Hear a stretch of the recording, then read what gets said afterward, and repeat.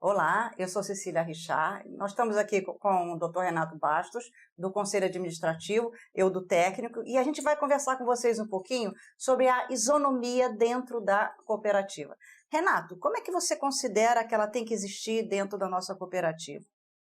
Cecília, é muito interessante essa proposta e acho que também é muito importante para o cooperado. Isso porque existem diversas especialidades, como a cirurgia vascular, como a cardiologia, como tantas outras aí, a pediatria, a ginecologia, em que dentro do consultório dele, ele trabalha com equipamentos. Vamos dar um exemplo bastante simples. Na cardiologia, por exemplo, em que nós temos um médico cooperado que tem a sua esteira, Isso. tem o seu eletrocardiógrafo, Perfeito. que normalmente nas outras operadoras de saúde, quando ele se credencia, quando ele é filiado àquela operadora, automaticamente aquilo com que ele trabalha já está englobado, né? Foi feita uma habilitação, foi feita uma autorização, foi feita uma pesquisa, uma visita técnica a esse médico e foi dada a permissão para isso. Então, já discutimos muito isso. Por que não credenciar ou autorizar com que esse médico seja capaz de fazer a sua prova de esforço ou o seu eletrocardiograma junto com o seu cliente? Essa é a ideia. Porque isso iria otimizar a produção dele, né? Ele ia ter um ganho maior.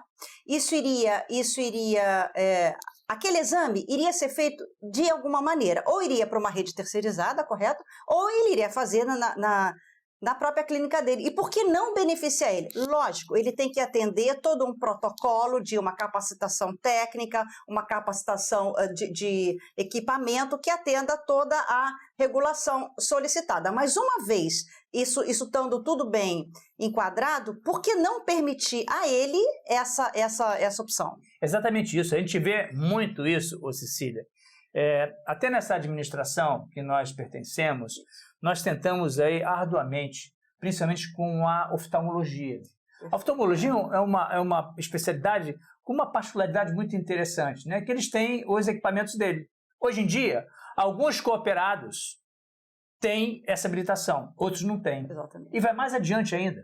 Tem algumas clínicas PJs que tem todos os equipamentos autorizados. Então, nós temos o cooperado que não tem direito a fazer nada, tem que mandar para um terceirizado para realizar os exames e depois esse cliente volta ao consultório dele. Exatamente. Né? E a gente sabe que o custo de uma PJ é diferente de um custo de uma pessoa física, né? Sem dúvida nenhuma. A PJ ela vai incidir uma tributação bem menor do que a pessoa física, né? Isso teria que ser e tem que ser um benefício do cooperado em si, né? Exatamente. A ideia, você lembra que nós temos uma outra proposta de aumentarmos a quantidade de dinheiro a ser distribuído ao cooperado? O percentual. Vem através dessas pequenas ações. Isso. Por que dar dinheiro para uma outra pessoa se por acaso esse cooperado não pode ganhar essa receita? Lembrando que essa PJ, né, Renata? Essa PJ, ela não paga dívida. Ela não tem nada no ombro, nas costas. Ela só vem se beneficiar. E o cooperado não. Ele paga a dívida, ele paga uma tributação elevada, por que não otimizar a produção dele, né? Exatamente, né? Então, até pouco tempo atrás, eu estava na especialidade da cardiologia, que tem muito cardiologista que tem Doppler dentro dos seus consultórios. Doppler, prova de esforço. Exatamente, Doppler de carota, Doppler femoral. Que é a rotina deles, rotina dele, é o dia a dia deles. Né? Então, ele posterga um diagnóstico, ou seja, está ali com o cliente e o médico, e o equipamento do lado dele.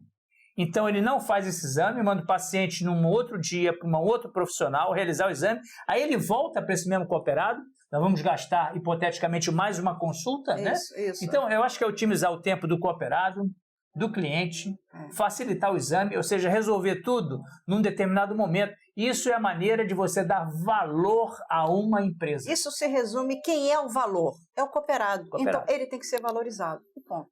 Eu acho que essa proposta é uma proposta já antiga, né? Nós lutamos muito, você faz dentro do Conselho Técnico. Exatamente. Você lá no teu Conselho Quase que dentro dos primeiros dias, nós já brigávamos nessa isonomia dos médicos cooperados. Alguns colegas têm a falsa ideia, né, em que, autorizando o cooperado a realizar esse ou aquele exame, que vai existir um super... Um fora da curva. Mas é o que a gente sempre fala.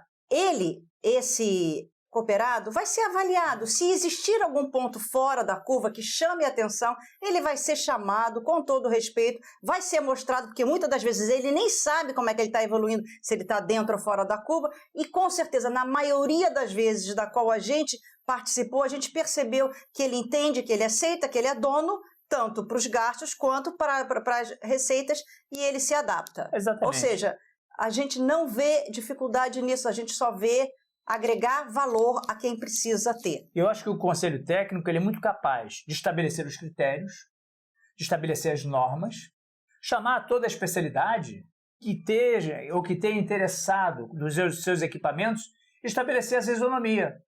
E os pontos por fora da curva, naturalmente, tem que contornar, como, aliás, acontece em todas as outras operadoras de saúde. Para isso existe o Conselho Técnico, para isso, regulamentar isso.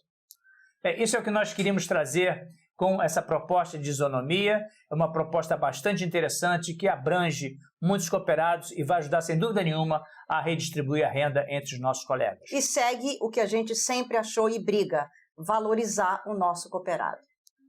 Muito obrigado. Obrigada.